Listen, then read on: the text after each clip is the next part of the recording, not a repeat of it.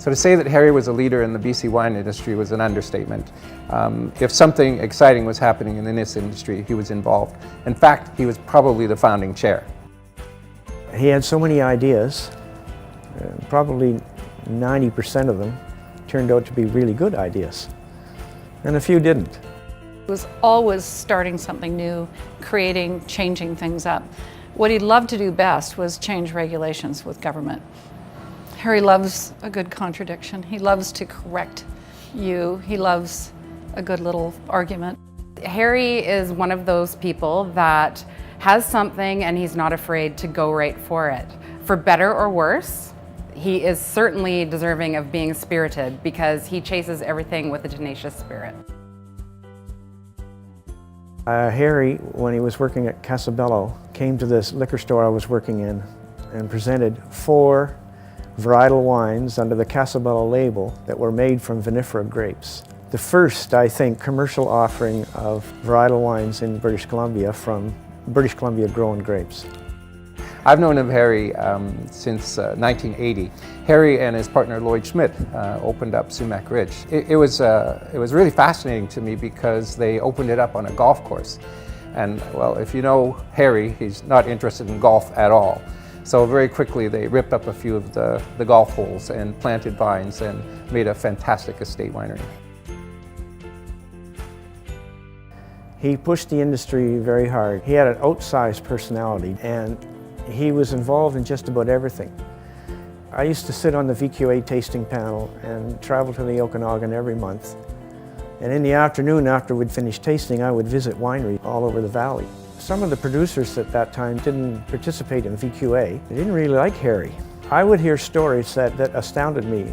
They would accuse Harry of juggling the results of the VQA tasting panel. They would accuse him of manipulating the results of the Okanagan Wine Festival judging. If anybody knows Marge King, that would be an impossible thing to do. I'll tell you the story that always comes to mind when I think about Harry. He was such a lightning rod in the wine industry throughout his career. And I admired that energy, but I kept meeting people, his peers or his competitors, who would say, "Oh, Harry McWatters, he's trying to squash the little wineries." And I never agreed with that because it was particularly over VQA, because the people who didn't want to go into VQA thought that Harry was bringing in VQA because it would prevent the little wineries from succeeding. In fact, the little wineries were brilliantly successful because VQA gave credibility to them. But every time somebody would say Harry is trying to squash little wineries, I would think to myself, how many wineries are there now? How many were there when he started Sumac Ridge? There were about 20.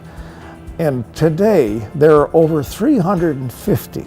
And if Harry was trying to squash wineries, he did a terrible job. Well, it would have taken place in London, England, at Canada House. We were meeting the Queen, and the Queen stumbled, and Harry actually caught her bottom. You're not allowed to do that, I might add, but he did. And he didn't even bat an eyelash. He just very carefully put her back upright, carried on.